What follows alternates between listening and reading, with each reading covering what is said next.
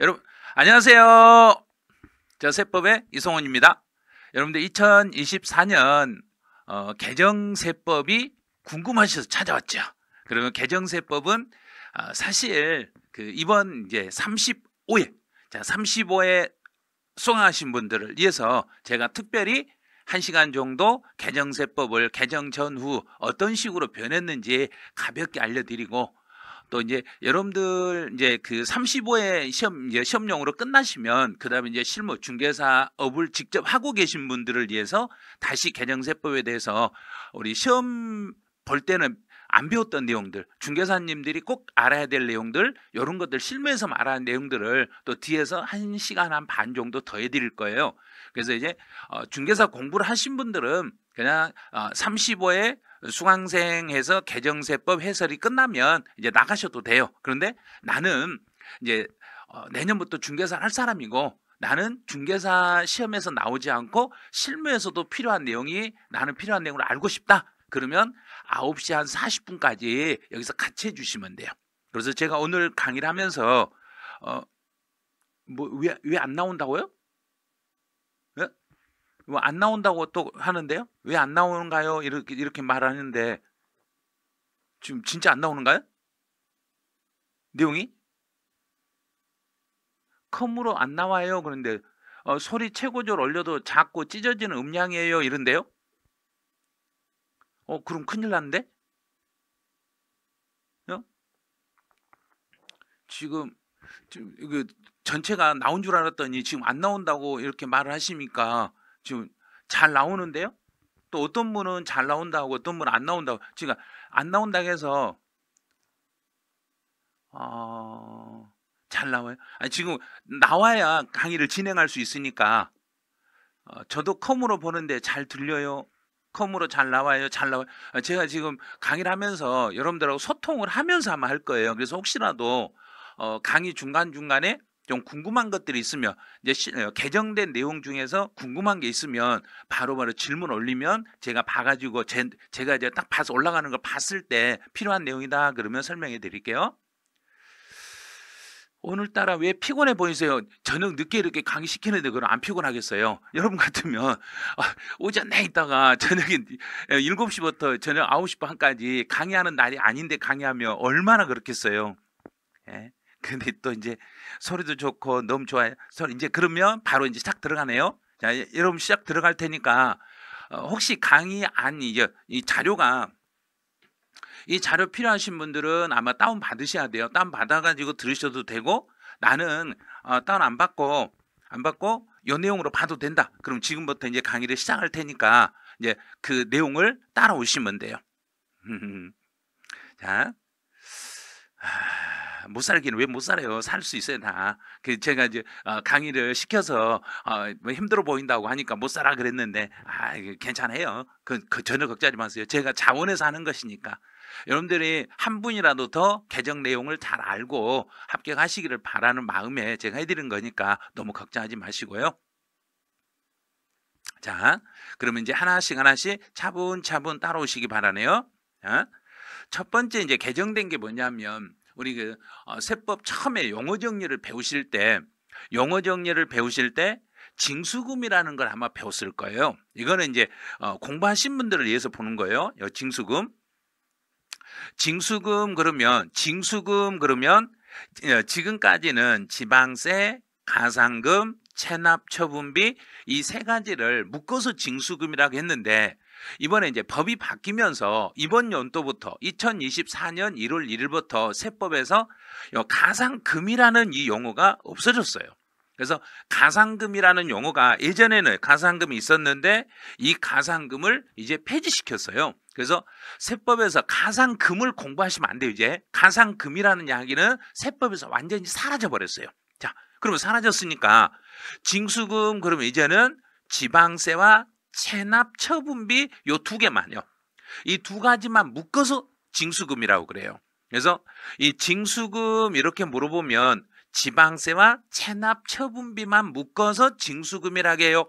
혹시라도 만약에 여기에 공과금이라 이렇게 들어오면 그건 오답이 되는 거예요. 그래서 지방세와 체납처분비 이 두 개만을 묶어가지고 징수금이라고 합니다. 이렇게 하시면 돼. 이제는 가산금이라는 게 세법에서 사라졌어요. 이렇게만 기억하시면 돼요. 자, 세법에서 가산금은 사라지고 가산세가 그대로 다 남은 거예요. 이제 그러면 예전에 이 가산금이 이제 뭘로 바뀌냐면 가산세로 바뀌어요. 가산세. 어떤 세로 바뀌냐면 가산금이 납부지연 가산세 중에 일부로 들어와요.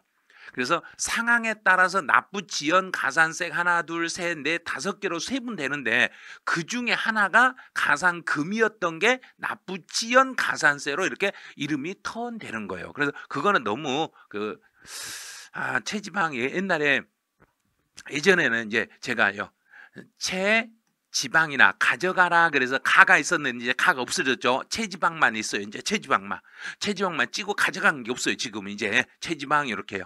체납처분비, 지방세 이 두 개만 묶어서 징수금이라고 해요. 이러시면 돼요.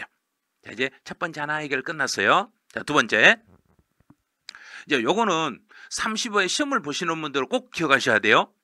시험 보시는 분들은 꼭 가져가셔야 돼요. 이거 아니 뭐가 바뀌었는데요? 자, 소멸시효를 적용할 때 소멸시효 중에 지방세 같은 경우는 5천만 원이 넘었냐 넘지 않았냐에 따라서 소멸시효가 5년이 되냐 10년이 되냐 이걸 적용을 했어요. 자, 지방세 금액이 5천만 원 이상이면 10년, 5천만 원 미만이면은 5년 이렇게 적용을 했는데 이제 이번에 법이 바뀌면서 이 5천만 원이라는 금액 속에 가산세를 제외한다는 거 이거 꼭 주의하셔야 돼요. 가산세를 제외한 금액이 5천이고 가산세를 제외한 금액이 5천만 원 미만이고 이렇게 따지는 거예요. 그래서 5천만 원 이상인데 가산세를 제외한 금액이 5천만 원 이상이면 10년. 가산세를 제외한 금액이 5천만 원 미만이면 5년 이렇게 되는 거예요. 자, 그럼 이제 여기서 예를 들어서 5,200이에요. 자, 고지서에 5,200인데 이 중에 가산세가 300이 들어있다. 자, 가산세가 300이 들어있으면은 가산세를 뺀 금액은 4,900이 되겠죠. 4,900이 되네요. 그러면 4,900이면 5천이 넘지 않았죠. 5천이 넘지 않았으니까 5년으로 바뀌겠습니다. 이렇게 가는 거예요. 자, 이제 아시겠죠? 그래서 예를 들어 소멸시효에서 5년하고 10년이라는 이 시기를 날짜를 정할 때 어떤 경우는 10년이고 어떤 경우는 5년인가를 정할 때 가산세를 제외한 나머지 금액으로 판단한다는 거. 가산세를 제외한 가산세를 포함한 금액으로 판단하는 게 아니라 가산세를 제외한 금액으로 5천이 넘으면 10년, 5천이 넘지 않으면 5년만 돈 달라고 청구하고 끝나겠습니다. 이렇게 법이 바뀐 거예요. 자, 이 법은 2024년 1월 1일부터 적용을 하니까 지금 현재 적용하고 있는 거예요. 적용하고 있고 이번 집에 날라온 고지서부터는 1월 달부터 고지서는 적용이 되니까 이렇게 가산세를 뺀 나머지 금액으로 10년, 5년을 따질 때 5천만 원 넘었냐, 넘지 않았냐를 따질 때 가산세가 제외된 금액으로 판단해요. 이렇게 보시면 돼요. 자, 두 번째 해결 끝. 자, 세 번째는 우리 중단의 사유 같은 걸 배웠을 거예요. 중단. 자, 중단이라는 거 가다가 제가 그랬죠. 가다가 중단 그러면 여기서 멈추지 말고 처음부터 다시. 자, 처음부터 다시.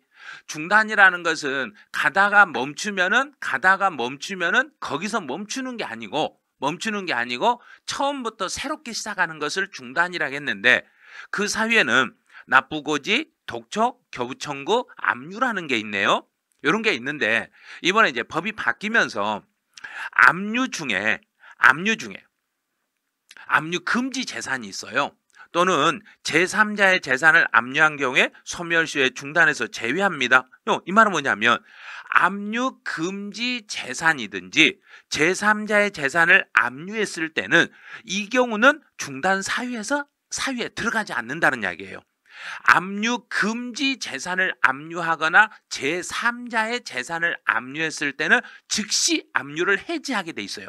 즉시 해지하게 돼 있는데 압류를 풀어줘야 되니까 그때는 압류가 아닌 걸로 봐가지고 압류 금지 재산을 압류했거나 제3자의 재산을 압류했을 때는 이때는 중단 사유가 아니란 이야기예요. 그거는 일반적인 압류는 중단 사유인데 압류 중에서도 압류 금지 재산을 압류해가지고 압류를 풀어주게 되거나 제3자의 재산을 압류해서 압류를 풀어주게 되는 경우는 이 경우는 중단 사유에 들어가지 않습니다. 이렇게 개정이 된 거예요. 그럼 이제 여기 개정은 국세기본법에서 개정이 됐어요.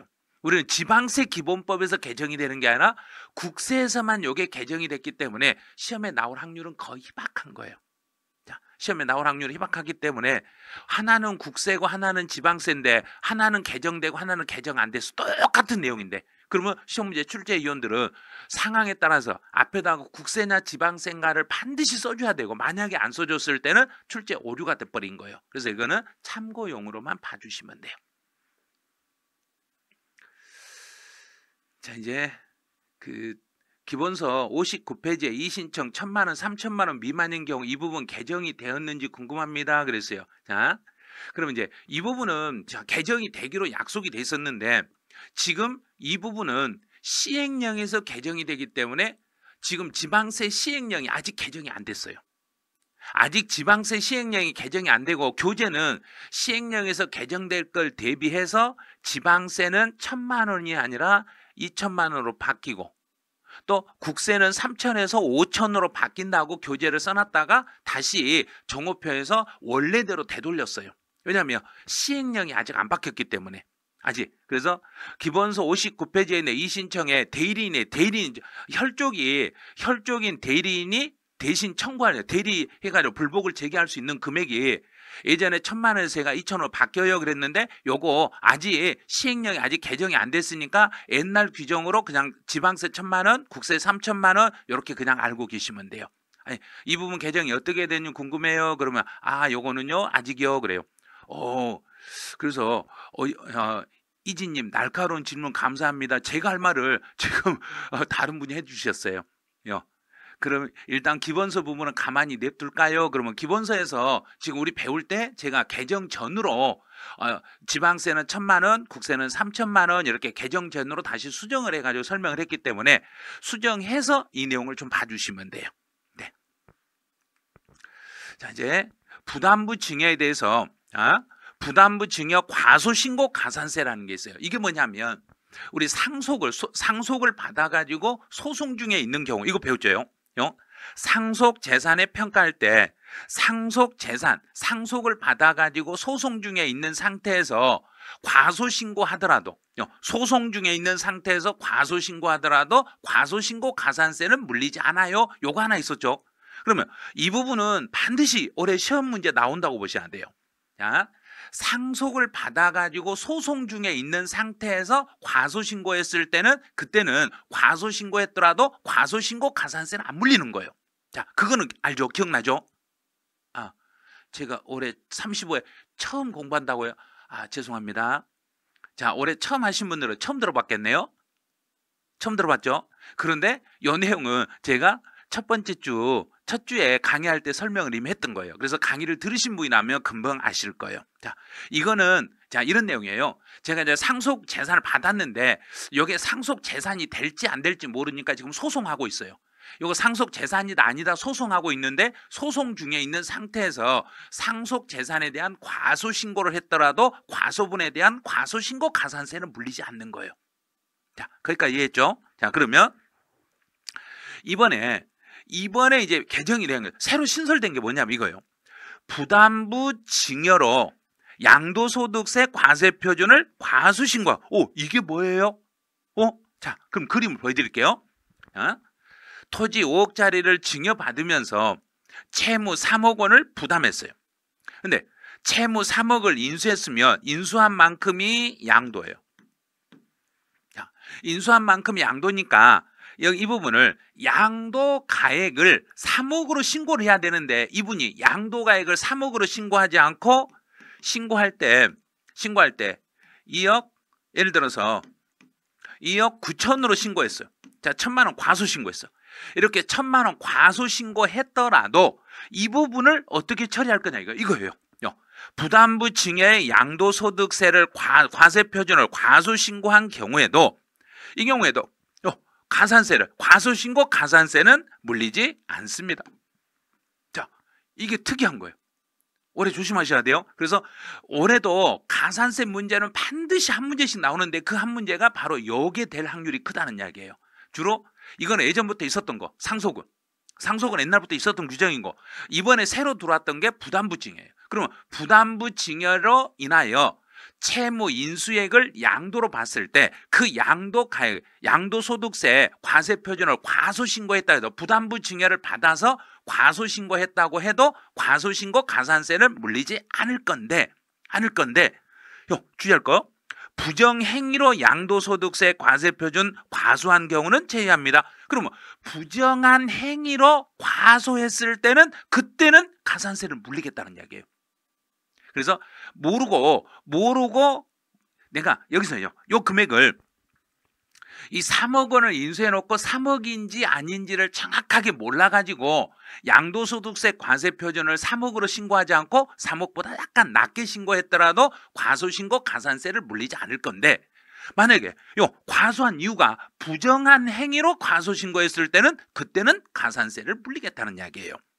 부정한 행위가 있을 때는 그때는 가산세를 물리겠습니다. 이런 거예요. 자, 이제 과소신고 가산세도 여기서 정리 끝났네요.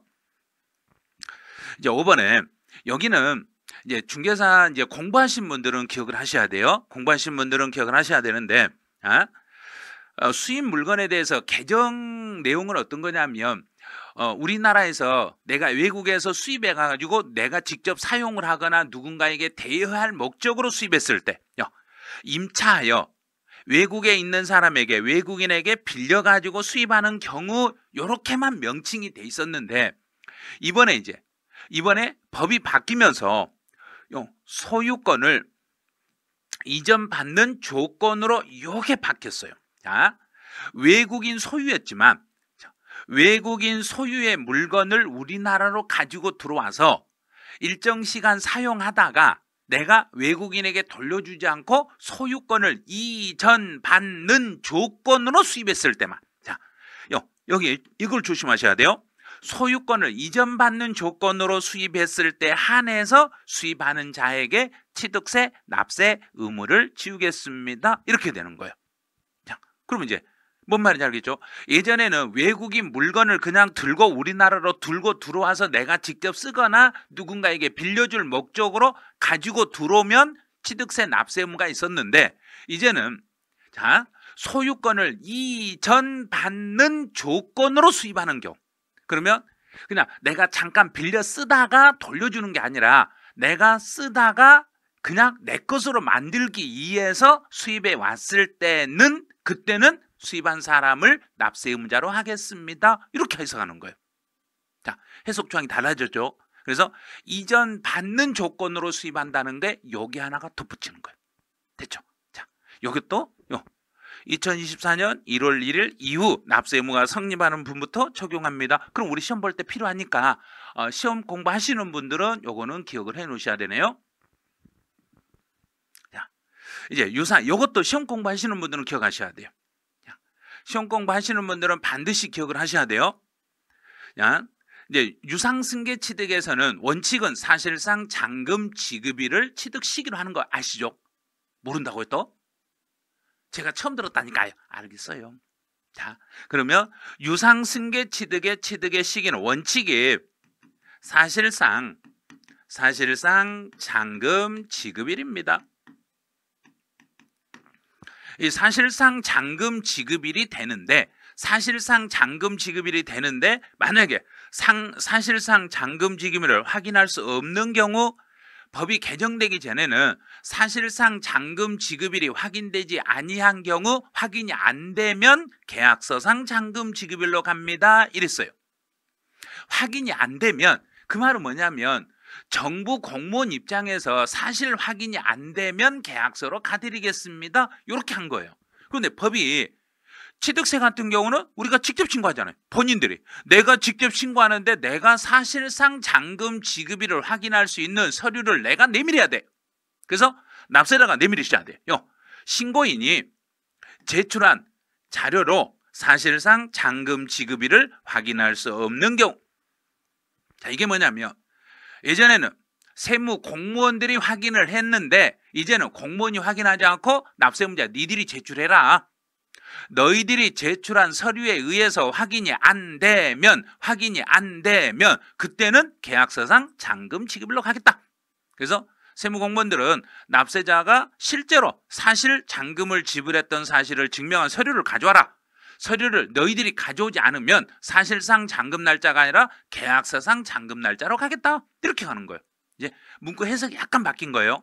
지금까지는 사실상 잔금 지급일 확인이 안 되면, 아무 말 없이 안 되면 계약서상 잔금 지급일로 갔는데, 이제부터는 안 되면이 아니라 납세자, 이 사람이 신고인이 제출한 자료에 의해서 사실상 잔금 지급일을 확인할 수 있는 경우가 아니면, 신고인이 제출한 자료에 의해서 사실상 잔금 지급일을 확인할 수 없으면 그때는 계약서상 잔금 지급일로 가겠습니다. 이렇게 가는 거예요. 그래서 우리 이제 취득하신 분이 실제로 돈을 언제 줬다는 걸 증명을 못 하시면 그때는 계약서상 잔금 지급일로 가겠습니다. 이렇게 가는 거예요. 자, 이제 시험 공부하실 때 7번도 가야 돼요. 자, 7번도. 자, 6번까지 이해되셨죠? 자, 이해되셨으면 오케이, 네, 이해됐어요 하고 표시해 보세요. 이해됐는가 안 됐는가 한번 확인해 봐야 되니까. 이 부분은 진짜 중요한 내용이라 여러분들 이해를 못 하시면 안 되니까. 이진님이 제일 먼저 빠르시네. 네, 됐어요. 네, 됐어요. 다 됐다. 오케이, 네. 수업 들으시면 몇 분 안 계시네? 다 이해되셨네. 이해 빠르시네요. 네, 다 됐어요. 그래요. 봐요. 이렇게 중개사, 지금 현직에 중개사 계신 분도 들어와 계시네요. 네? 중개사는 8시부터 하겠는데 지금부터 다시 35에 시험 보시려고 들어왔어요? 아니죠? 됐어, 이제. 자, 여기서 끝. 자, 끝. 자, 이제 내용. 자, 7번은 무상승계취득에서 이제 계약을 해제했을 때 어떻게 할 것이냐요. 자, 계약을 해제할 때 지금까지는 계약을 해제할 때는 등록을 하지 아니하고 취득일로부터 60일 이내에 계약이 해제된 사실이 입증이 되면 취득이 아닌 걸로 보겠어요. 요랬죠. 그런데 이제 우리 작년부터 2023년부터 증여를 받았을 때 취득세 신고 날짜가 바뀌었잖아요. 그래서 제가 34회 시험 공부하신 분들은 아실 거예요. 제가 작년에 이거 법 잘못됐다.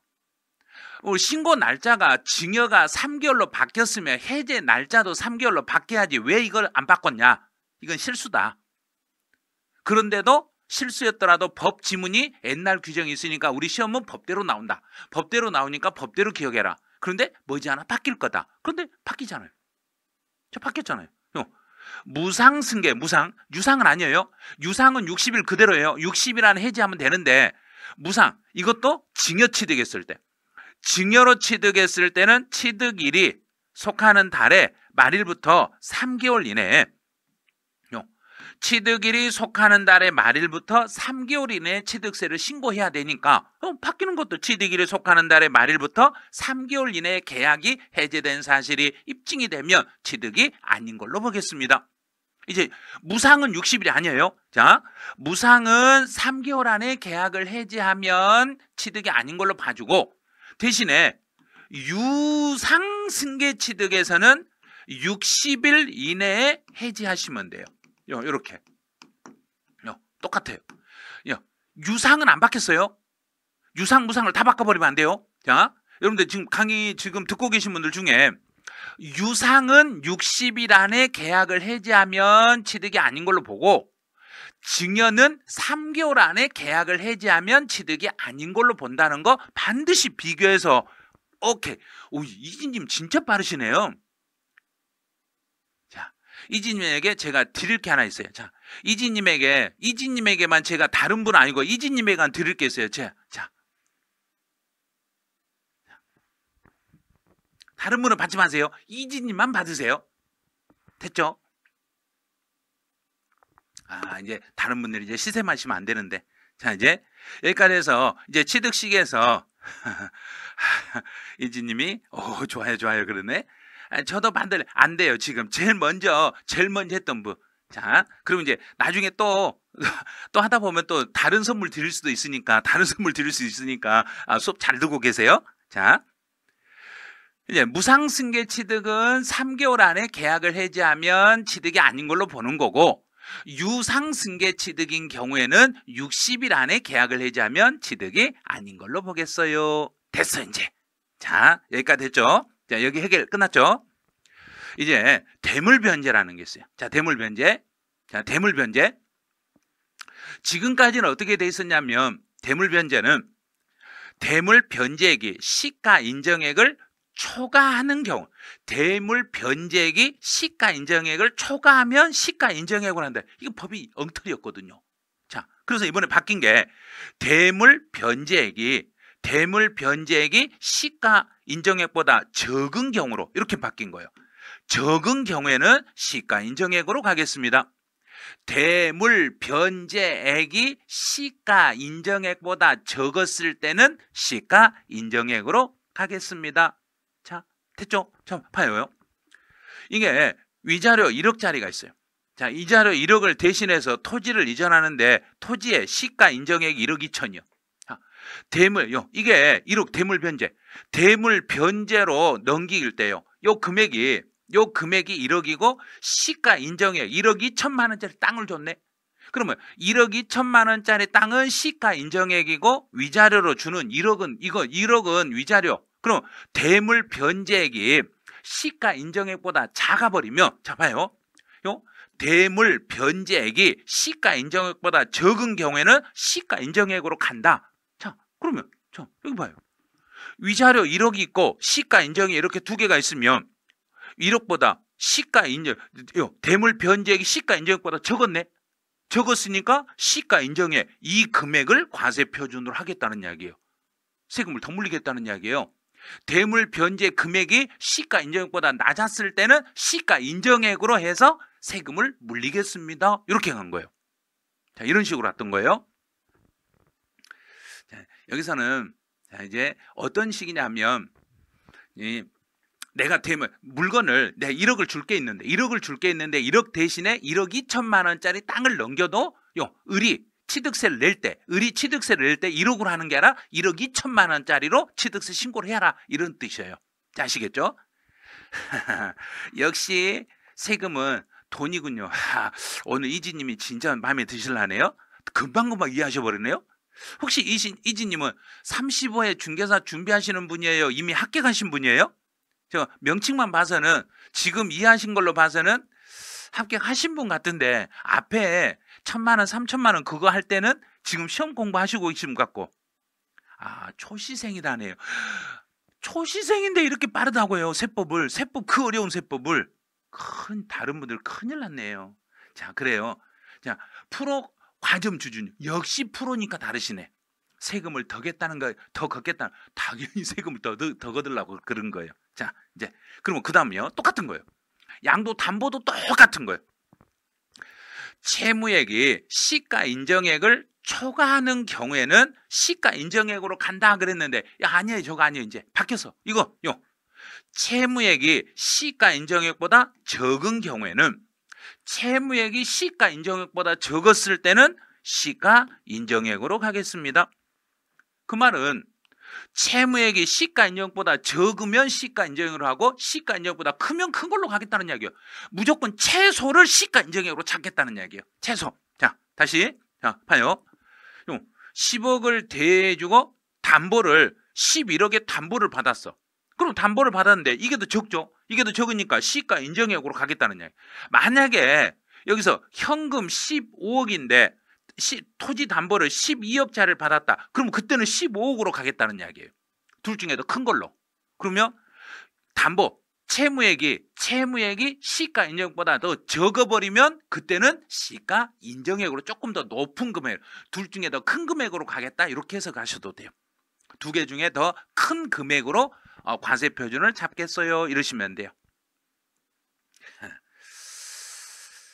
아, 자, 이지님이 송원쌤 때문에 메가랜드 선택했지요. 요거는 크게 써주셔야 돼요. 메가랜드 그 관계자분들이 지금 보고 계실 수 있으니까 이런 걸 홍보를 더 많이 해주셔야 돼요. 저 때문에 왔다고. 아, 역시 마음에 드셨네.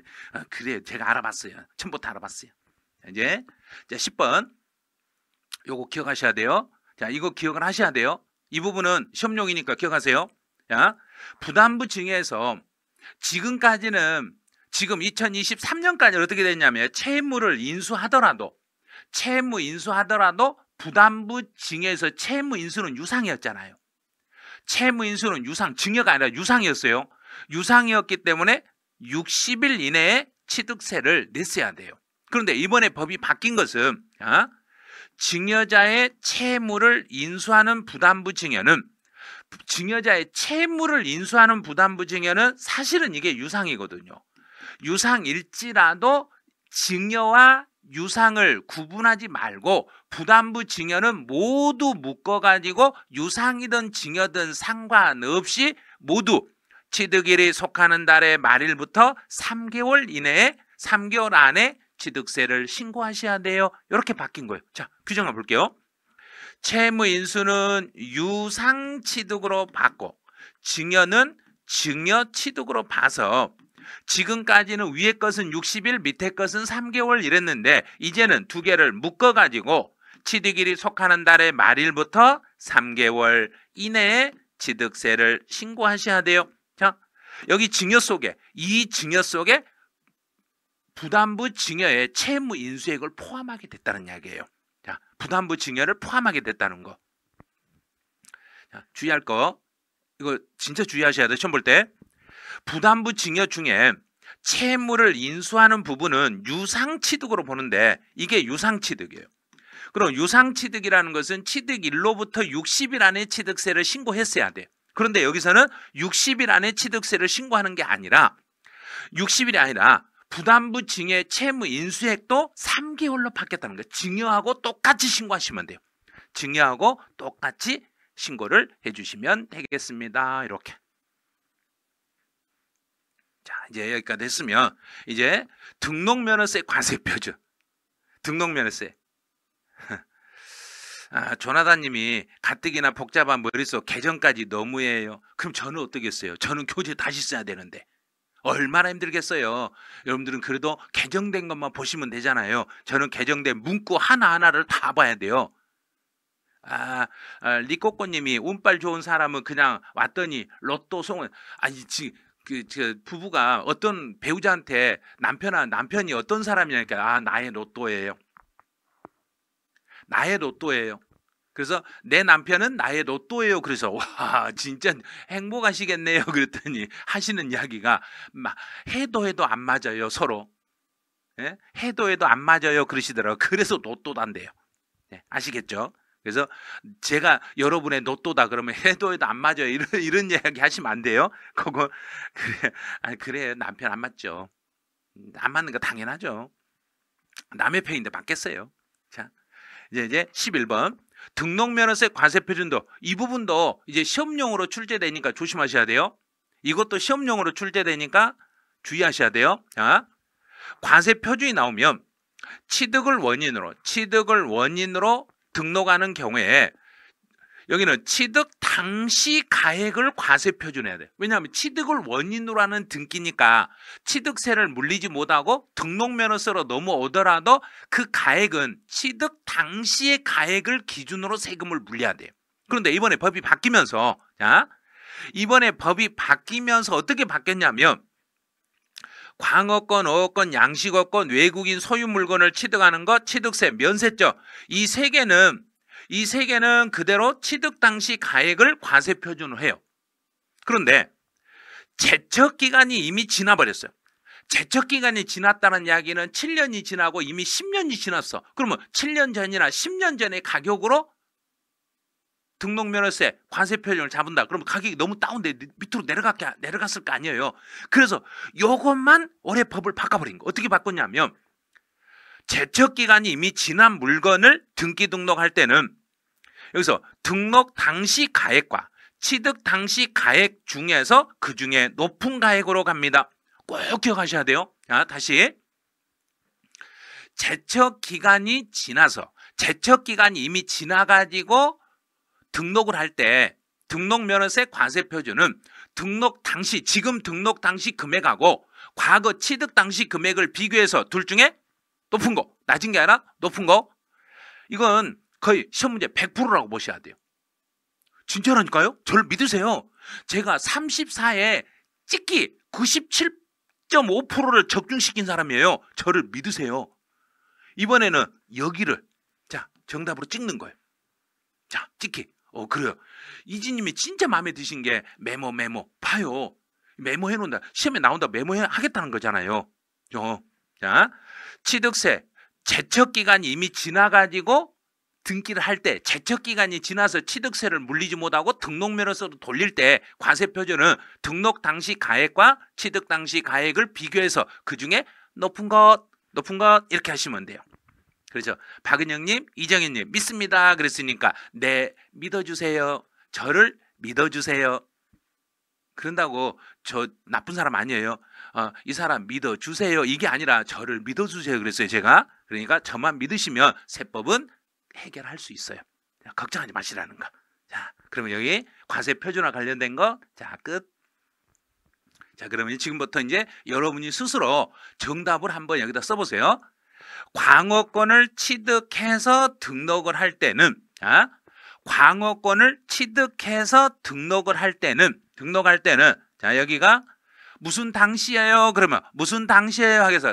무슨 당시요? 그럼 한번 넣어보세요. 자, 그렇죠. 한 문제 맞춘 게 아니라 여기 얼른 넣어보세요. 자, 넣어보시면 여러분들이 취득 당시다.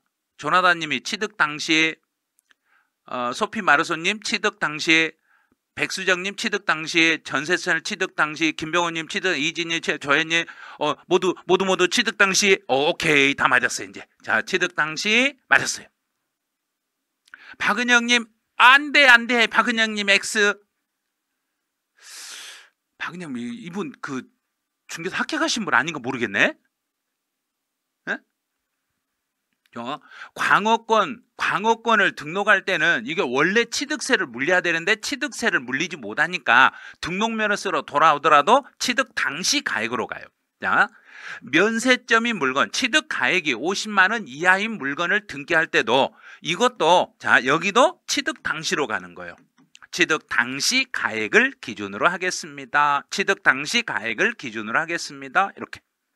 자, 그럼 이제 제척 기간이 지나서 등기할 때, 자, 요게 시험 문제란 이야기예요. 자, 제척 기간이 지나서 등기할 때는 등록 당시의 가액과 취득 당시 가액 중에서 더 뭐한 거 그랬는가요? 더 높은 것, 큰 것. 자, 높은 가액으로 갑니다. 둘 중에 더 큰 걸로 가겠습니다. 이런 거예요. 자, 그래서 취득 당시와 등록 당시를 비교해서 더 높은 걸로 가는 것은 제척기간이 지나서 등기할 때는 둘 중에 높은 걸로 가는 거고, 면세점에 해당될 때는 취득 당시로 가는 거고, 광어권, 어업권, 양식어권을 취득하여 등록할 때는 취득 당시로 가는 거고, 외국인 소유 물건을 우리나라로 가지고 들어와서 등기할 때도 그때도 취득 당시 가액으로 가는 거예요. 오케이. 자, 요거는 확인해야 돼요. 여러분들 이해했는가 못했는가 확인해 보셔야 돼요. 한 문제를 맞추시려면. 자, 이해했으면 오케이 이해했어요 하고 써보세요. 여기다. 자, 이제 그러죠. 오케이 다 나오네요. 이제 오케이 다 됐어 이제. 자, 그러면 이제 오케이 끝. 이제 12번 등록면허세에서 비과세에서 개정된 게 있어요. 자, 비과세에서 개정된 게 있어요. 비과세. 지금까지는 회사 정리나 특별 청산에 관한 법원의 촉탁으로 인한 등기, 법원이 하는 등기는 비과세는 예전에 세분화시켰어요. 내용을 완전히 국가에서 하는 등기를 세분화 잘라가지고 상황을 전부 줬어요. 자, 채무자의 법원, 사무관 등의 촉탁 등기 똑같죠? 법원의 촉탁 등기 똑같죠? 그 다음에 또는 등기소의 직권으로 이루어지는 등기. 자, 먼저 법원, 사무관의 촉탁 등기. 두 번째로 등기소 직권으로 이루어지는 등기. 이건 전부 다 국가가 하는 등기죠. 그 다음에 관리인이나 파상 관제인 또는 개인 회생 절차에서의 부가권자의 부인 등기. 자, 그러면 이건 법원이란 이야기예요. 파산 관제인 개인 회상 절차에서 부인권자의 등기. 또 채무자의 재산, 파산 재단, 개인 회상 재단에 속한 권리를 등록할 때 이런 것도 이것도 이제 비과세란 이야기예요. 그러면 지금까지는 법원의 촉탁으로 인한 거 하나만 이렇게 달랑 써놨는데 이제는 많은 부분들이 이제 실제로 등기소에서 등기사무관이 등기를 촉탁하거나 또는 등기소의 직권으로 이루어지는 등기나 또는 관리인이나 파상 관제인이나 개인 회생 절차의 부인권자의 부인 등기라든지 국가기관에서 하는 등기에 대해서는 등록면허세를 비과세해드리겠습니다. 이런 뜻이에요. 그러니까 좀 세분화시킨 것 뿐이지 국가에서 하는 등기는 똑같아요. 자, 국가에서 하는 등기는 똑같은데 그 내용이 약간 세부적으로 잘라졌다 이렇게만 봐주시면 돼요. 자, 중개사님들은 지금 8시 한 5분에서 8시 10분 정도에 아마 진행할 것 같아요. 자, 중개사 지금 그 MSA 과정 현직 중개사님들은 8시 10분 정도 되시면 그때 아마 그 다시 시작을 해드리니까 잠깐 볼일 보고 오셔도 돼요. 한 30분 정도 뒤에 시작할 거니까요. 이제 재산세 분할납부 요것도 중개사 시험 공부하시는 분들은 반드시 기억하셔야 돼요. 어려운 거 아니에요. 재산세 분할납부는 250을 초과하는 경우에 2개월이었는데 이제 2개월 아니에요. 2개월 아니에요. 이제 바뀌었어요. 2개월이 아니라 250만 원을 초과할 때 3개월 동안 분할납부할 수 있어요. 자, 250을 초과하고 이제는 3개월 이내 기간 동안 분할할 수 있어요. 3개월. 자, 됐죠? 이제 3개월 이내에 분할할 수 있어요. 3개월. 그래, 3개월 바뀌었어요. 자, 2개월이 아니라 3개월로 바뀌었어요. 이제 교재에는 제가 교재를 쓴 다음에 국회에서 마지막 최종 통과하기 전에 바뀌어가지고 교재에는 2개월로 돼 있을 건데 전부 다 3개월로 정정하셔야 돼요. 재산세만 3개월. 자, 재산세 분할납부만 3개월로 바뀌었다는 거. 이제 납부유예. 자, 납부유예는 작년에 신설된 내용인데 재산세 납부유예는 지금까지는 1주택자에 1세대 1주택자만 납부유예를 할 수 있었어요. 그러면 1세대 1주택이라 하니까 금액이 제한이 있냐 없냐 이걸 자꾸 물어봐서 그래서 법이 시가표준에 9억 원을 초과하는 주택도 포함합니다.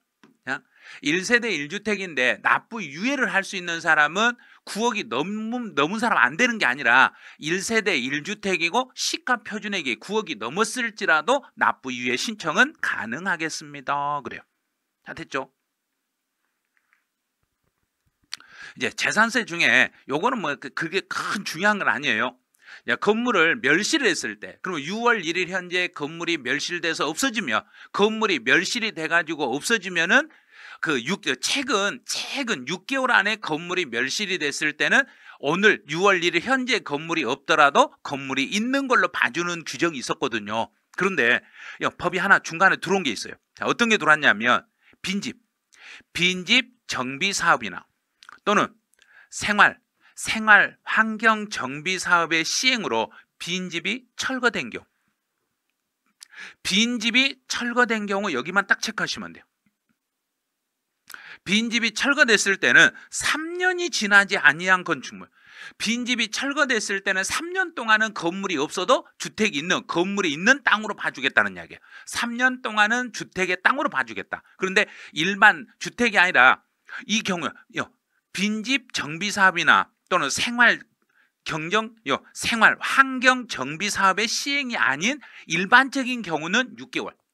일반적인 경우는 오늘 6월 1일부터 6개월 이내에 건물이 멸실이 됐을 때는 건물이 있는 걸로 봐주고 빈집 정비 사업을 위해서 위에 건물을 멸실했을 때는 3년 동안은 집이 없어도 집이 있는 걸로 봐드리겠어요 하고 요게 올해부터 법이 약간 바뀌었어요. 이지님은 진짜 이게 이해가 빠르시네요. 빈집이 철거된 경우에는 3년. 그래요. 바로 그 말이에요. 빈집이 철거된 경우에는 3년. 법 공부 진짜 많이 해보신 분 같네요. 내용을 이해가 엄청 빠르세요. 이게 내용 이해가 빠르시고 중요한 맥 잡는 걸 엄청 지금 잘 잡고 있으니까 민법이나 중개사법 이 공부하실 때도 엄청 도움이 되실 것 같네요. 자, 이제 과세표준 상한제. 과세표준 상한제가 올해 신설됐어요. 과세표준 상한제가 신설된 게 주택에 대해서만. 자, 주택만. 주택에 대한 과세표준 상한제라는 게 있어요. 그래서 일정 과세표준을 계산을 했을 때 일정 금액보다 넘으면 일정 금액을 기준으로 세금을 계산하겠다 이 소리예요. 근데 이 부분은 이지님 세무사 자격증 있으신 거 아니에요? 하고 이제 자두TV님이 물어보셨는데 아마 지금으로 봐서 모르겠어요. 확답은 못하겠네요. 세법 공부는 좀 해보신 분 같아요.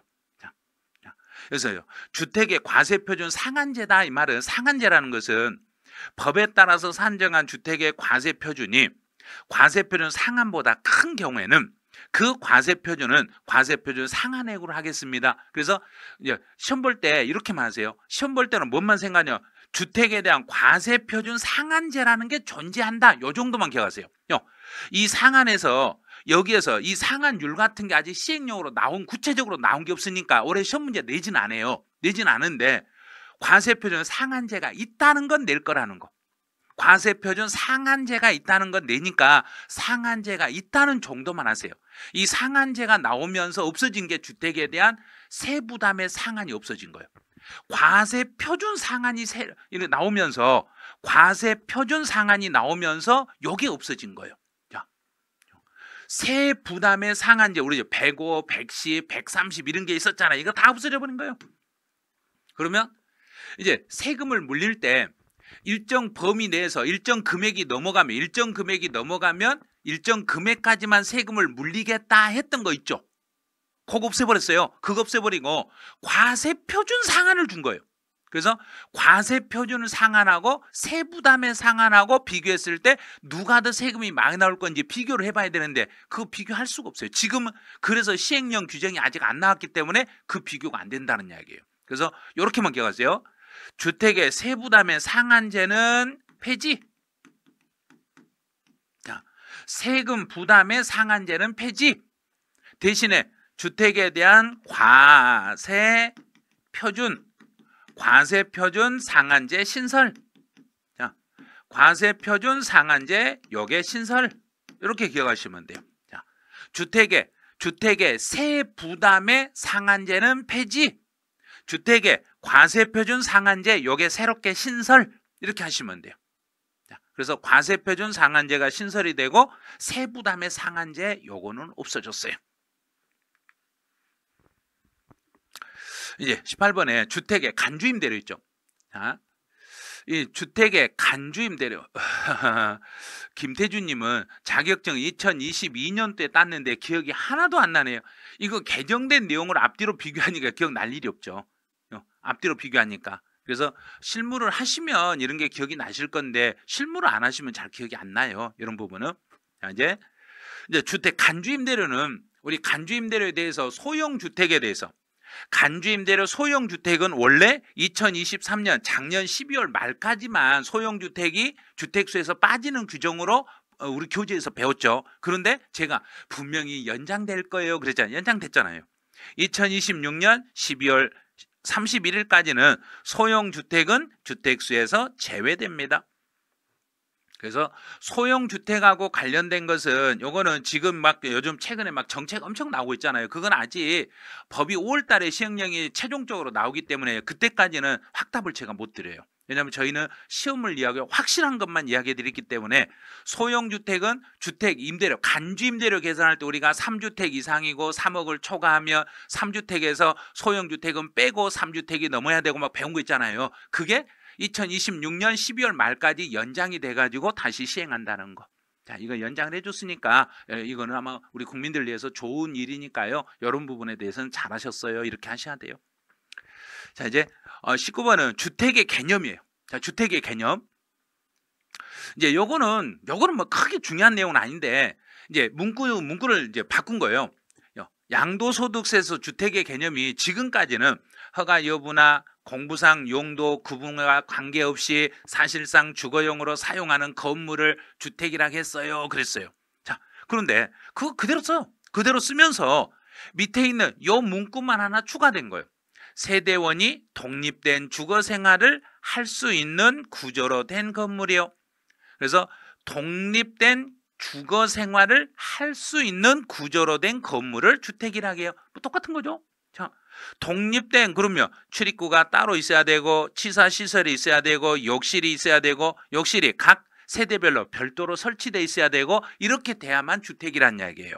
그래서 주택이라는 것은 자, 세대원이 독립된 생활을 할 수 있도록 주거 생활을 할 수 있도록 출입구가 따로 설치돼 있어야 되고 치사 시설이 따로 돼 있어야 되고 화장실, 욕실이 따로 설치돼 있어야만이 따로따로 설치돼 있어야만 요걸 주택이랍니다. 그래서 독립된 주거 생활을 할 수 있는 주거 공간, 주거 생활에 사용하는 그 공간을 조금 더 주택의 개념을 구체적으로 설명한 것뿐이에요. 설명한 뿐이라 시험용도 그렇게 중요하지 않고 실무도 그렇게 중요하진 않아요. 그래서 그냥 사실상 주거 생활에 사용하는 건물을 주택이라 한다. 이렇게만 알고 계셔도 충분히 주택의 개념을 이해하실 거예요. 이제 20번. 요건 꼭 기억하셔야 돼요. 자, 20번에 대한 내용은 요거는 반드시 기억을 하셔야 돼요. 왜냐하면 이 부분은 이제 35의 시험용으로 시험을 보시는 분들은 꼭 알으셔야 돼요. 자, 꼭 알으셔야 돼요. 자, 이제 2월 과세에서는 요 2월 과세에서 자본적 지출은 요거는 특별히 배운 적이 없을 거예요. 자, 우리 이런 거 배웠죠. 취득 가격은 자, 2월 과세에서 제가 또 실수했네요. 35의 시험을 준비하시는 분들은 이거 지금 아직 안 배웠는데. 자, 그러면 자, 이걸 김태준 님이 뭐라고 지금 글을 쓰셨냐면 세법은 언제 바뀔지 몰라서 시험 전날에 바뀌어 버리면 개정된 걸로 적용해야 됩니다. 네, 맞아요. 왜냐하면 시험 당일날 현재 법령으로 출제가 되기 때문에 만약에 우리가 오늘 시험 본다. 그럼 그 전날 개정이 됐다. 그럼 개정된 내용도 알고 들어가셔야 돼요. 그런데 이미 개정된 시험 보기 전날 이미 시험 문제가 출제돼 있잖아요. 출제돼 있는데 개정되면 시험 문제 오류가 되니까 개정 이슈가 되는 것들은 7월에서 8월 달부터 개정 이슈가 되는 것들은 출제해서 거론하지 않아요. 그건 고민하지 마세요. 그런 부분은 크게 신경 안 쓰셔도 돼요. 자, 이제 2월 과세라는 게 뭐냐면 내가 배우자에게 증여를 받아가지고 증여받은 물건을 타인에게 10년 안에 되팔았을 때 양도로 팔았을 때 이걸 2월 과세라는데 2월 과세를 적용했을 때 취득 가격은 증여한 나한테 증여했던 배우자의 취득 당시 가액을 과세 표준으로 이렇게 하게 돼 있어요. 이 취득 가격은 나에게 증여했던 사람이 취득했을 때 그 당시의 가격을 기준으로 하게 돼 있어요. 장은영님이 취득 당시라는 거 알고 있네요. 이게 지금 내용이 무지 복잡한 내용이에요. 복잡한 내용인데 35의 시험 준비하시는 분들은 기억하셔야 될 내용이라 좀 설명을 좀 더 자세히 하는 거예요. 증여한 그러면 나에게 넘겨준 배우자. 나는 지금 증여받은 사람이고 나에게 증여했던 앞사람이 취득했을 때 그때 당시의 가액을 과세 표준으로 해요. 대신에 여기서 증여한 취득, 배우자의 취득 당시 가액으로 계산을 하는데 문제는 자본적 지출액은 증여한 사람의 금액으로 계산하는 게 아니라 자본적 지출액은 받은 사람, 수증자의 자본적 지출액을 필요 경비에다 넣게 돼, 취득 가격에다 넣게 돼 있었어요. 증여자의 금액을 넣은 게 아니라 자본적 지출은 증여받았던 내가 증여받아서 수리했던 그것만 인정해 준 거예요. 그럼 말도 안 되는 소리죠. 자, 이게 이런 거라는 이야기예요. 증여자가 나에게 물건을 넘겨가지고 증여받은 사람이 타인에게 이 시간이 10년이라는 시간 안에 이걸 팔았을 때 취득 가액은 취득 가격은 증여했던 갑이 취득했을 때 갑의 취득 당시의 가격을 취득 가격으로 이렇게 하겠다는 이야기예요. 그러면서 이제 자본적 지출은 자본적 지출액은 그때는 갑이 수리하기 위해서 들어간 돈은 인정해주지 않고 을이 부담한 자본적 지출액만 요것만 필요 경비로 넣겠다. 을이라는 사람이 부담한 것만 하겠다는 이야기예요. 말도 안 되는 소리 하고 있었어요. 이게 이렇게 하다 보니까 지금 무슨 소리냐? 아니, 을이라는 사람이 갑의 물건을 받아서 팔아줬으니까 갑이라는 사람이 이 사람이 을에게 넘길 때까지 이때 들어가는 자본적 지출도 인정해줘야 되지 않냐? 자본적 지출도 인정해주라. 그랬더니 이번 회사 수중자가 을이라는 사람이 양도할 때까지 들어간 자본적 지출은 예전부터 인정이 됐고 이번에 법이 개정이 돼가지고 이제는 증여자의 자본적 지출액도 이제는 필요경비로 인정을 해주겠다는 이야기예요. 그래서 기억을 하실 때 이거예요. 취득 가격은 여기서 을이 증여를 받아가지고 10년 안에 팔더라도 갑이라는 사람이 과거에 취득했을 때 가격만 취득 가격으로 봐주는 거고 취득 가격은 갑이 취득했을 때 가격으로만 봐주는 거고 자본적 지출액은 원래는 을이 부담한 것만 인정을 했지만 이번 연도부터 법이 개정이 돼가지고 을이 부담한 것도 인정을 해주고 갑이 부담한 것도 인정하기로 이렇게 바뀌었어요. 이렇게 바뀐 거예요. 플러스가 돼. 이지님 대단하세요.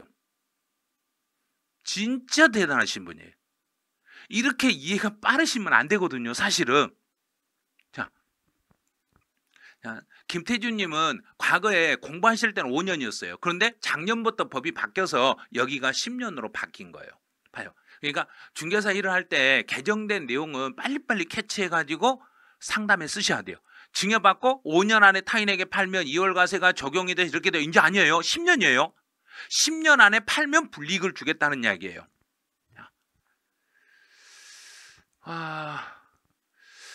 이제 이송원 교수님 수제자라서 이해가 빠릅니다. 둘 다 인정. 그렇죠. 여기서 주의할 게 자본적 지출만 둘 다 인정이라는 거. 을이라는 사람이 집을 수리했을 때 들어간 비용도 인정을 해주고 갑이라는 사람이 그 집을 수리할 때 들어간 비용까지도 둘 다 인정하겠다는 이야기예요. 그러면 납세자에게 조금이라도 세금 혜택을 더 드리겠다는 이야기예요.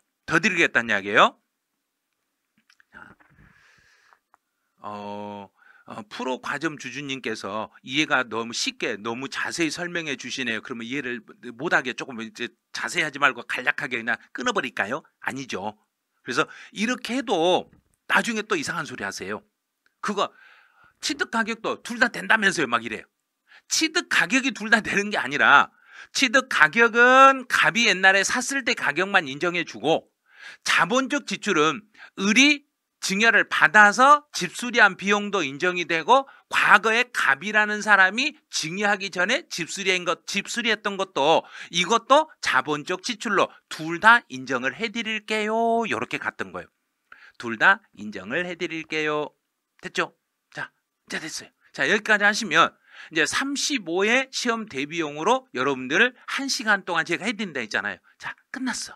그럼 이제 저희는 제가 이제 강의하고 있는 데가 메가랜드 노량진 학원이에요. 자, 메가랜드 노량진 학원에 대해서 제가 잠시 지금부터 이제 광고를 좀 할게요. 여러분들 이걸 잘 들어보시고 메가랜드가 최고다. 그러면 메가랜드에 홍보를 엄청 해주셔야 돼요. 자, 이제 시간 순식간에 끝난 게 아니라 제가 1시간 한다 했잖아요. 그렇죠. 메가랜드 노량진 학원 만세 하신 분이 있네요. 짝짝짝. 안 돼요. 그래요. 자, 메가랜드 노량진 학원에 지금 저희 메가랜드의 선생님들 중에 어떤 분이 계시는가 제가 소개를 잠깐 시켜드릴게요. 부동산 학개론의 이종호 선생님. 자, 이종호 선생님 강의를 듣고 34회 부동산 학개론 100점 맞으신 분이 있어요. 시험 점수를 공개를 했는데 실제로 100점을 맞으셨어요. 그래서 시험 문제 어떻게 해서 부동산 학개론 100점을 맞았는지 그 부분에 대한 아마 이종호 선생님하고 그 수험생 합격생하고 이제 멘트 상담을 하실 거예요. 지금 노량진 메가랜드 지금 학원에 다니셨던 분이에요. 자, 그분이 유튜브에 나와서 나는 어떻게 해서 부동산 학개론 100점을 맞았다. 유튜브에 올라오면 한번 참고를 한번 봐보세요. 35회 시험 준비하신 분들은 꼭 한번 참고를 해보세요. 자, 두 번째. 자, 민법. 민법의 대가. 최희대. 자, 여러분들. 최희대 선생님이 민법을 강의할 때 여러분들에게 하나하나 설명을 하면서 이 법은 이렇게 설명하고 이렇게 어떤 법 지문, 이론부터 그 다음에 법 지문 조문부터 판례까지 연결하고 판례에서 문제까지 연결해 가면서 하나 위에서부터 밑에 정답까지 쭉 한 번에 정리할 수 있는 분. 그분이 민법 최희대 선생님이죠. 그래서 1차 선생님들은 저희가 자 1차 이종훈 선생님, 최희대 선생님 노량진 메가랜드에서 딱 기다리고 있으니까 여러분들은 안 되면 일단 중개사 공부를 하시다가 안 된다. 그럼 무조건 메가랜드 노량진 학원으로 오시면 돼요. 자, 이제 2차. 저희 2차 중개사법 김상진 선생님 아시죠? 김상진 선생님 하면 여러분들 중개사법의 대가라는 거 아시죠? 이 중개사 강의를 하실 때 자기 설명만 들으시면 일단은 중개사 강의를 수업만 들어도 평균 90점. 조금만 잘 들으면 95점. 혼자 공부해버리면 100점. 자, 그래서 모든 시험에서 완벽을 추구하게 강의하신 분이 저희 중개사법의 김상진 선생님이시라는 거. 그래서 이제 중개사법 한 번만 딱 했는데, 공법의 고상철 선생님이 또 노량진 학원에 계신다고요? 지금 이렇게 하면 안 되죠.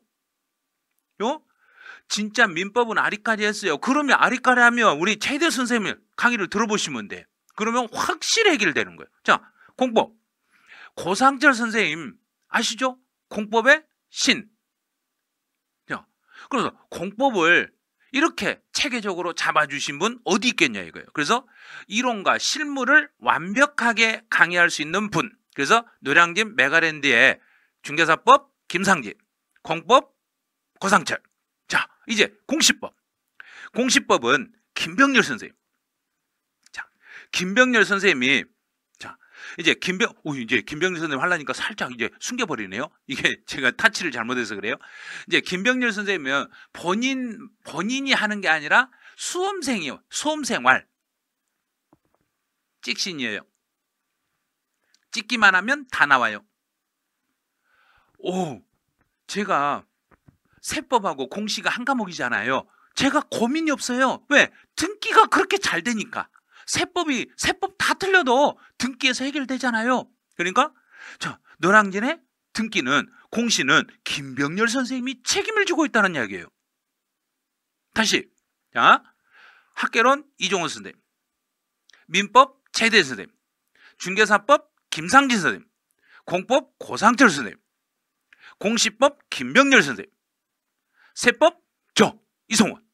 자, 여러분 이 6분이 여러분의 35회 중개사 합격을 책임을 지니까 노량진 메가랜드로 오시면 돼. 그럼 노량진 메가랜드가 어디에 있는지 자, 노량진 메가랜드는 노량진역 1호선과 9호선 전철역에 이제 9호선으로 나올 때 노량진역에서 나오셔가지고 딱 3번 출구로 나오세요. 3번 출구로 나와서 바로 오른쪽으로 턴 해서 50m만 오세요. 거기에 하나은행 건물 6층 거기에가 노량진 학원이 기다리고 있어요. 자, 노량진 학원에 오시면 여러분들은 어떤 일이 생기는가 보여드릴게요. 자, 확신과 믿음과 자신감과 합격을 심어드리려고 저희가 노량진 학원에서 이 6분의 선생님이 여러분들을 기다리고 있다는 거. 그래서 여러분들을 기다리고 있으니까 자, 궁금하시면 여기로 전화 주세요. 전화는 02-2135-4881 아시죠? 다시요. 2135-4881 여기가 노량진 메가랜드 현장 강의를 듣고자 하신 분은 이쪽으로 전화하시고 만약에 노량진 현장 강의를 나는 도저히 올 수가 없어요. 그러면 노량진 학원이 아니라 저희 메가랜드 콜센터에 메가랜드로 들어오시면 메가랜드에서 여러분은 저희 강의를 다 들을 수 있으니까요. 동영상으로 신청하고 싶으신 분들은 메가랜드 홈페이지에 들어오시면 콜센터 전화번호가 들어있어요. 그 전화번호로 전화하셔가지고 저요 이 강의 듣고 싶어요. 저희 선생님들이요 이런 이 선생님하고 강의를 듣고 싶어요. 신청하시면 바로 지금부터 들을 수 있어요. 바로 지금부터 들을 수 있어요. 지금 신청하세요. 지금 신청하시면 여러분들은 35회 합격을 만드시는 거예요. 자, 그래서 35회 동차 합격, 동차 합격이든 35회 시험에서 2차만 합격하시든 여러분은 메가랜드와 함께 하시면 돼요. 저희 메가랜드는 여러분에게 믿음과 확신과 합격을 심어드리기 위해서 모든 선생님들이 노력하고 모든 임직원이 같이 노력하고 있으니까 여러분들은 메가랜드를 위해서 메가랜드 홍보를 오늘 들으신 분들은 반드시 한 번 정도 다른 분에게 추천해 주시고 또 이런 학원이 있었구나 이런 거 추천을 좀 잘 해주시면 돼요. 선생님 목 아프시겠어요? 지금 신청하세요. 그렇죠. 바로 이게 여러분이 오늘 제가 강의한 목적이란 이야기예요. 35회 준비하시는 분들 응원합니다. 먼저 합격하셨네요. 자, 광고 안 하셔도 다들 메가쌤들이 최고인 거 다 알아요. 그래도 아직 모르신 분이 있어요. 그래서 그래요. 안타까워요. 안타까우니까 여러분들은 누가 물어봐도 메가랜드. 자, 중개사 공부는 메가랜드. 아시죠? 자, 메가스터디가 만든 메가랜드. 메가랜드에서 여러분의 35회 시험에 합격을 기다리고 있으니까 많은 분들 응원해 주시고 많은 분들 메가랜드와 함께 해 주시기 바라네요. 자, 그러면 이번 35회 시험을 위해서 세법 개정된 것 개정된 전후 비교 강의는 여기서 마치죠. 자, 여러분들 안녕.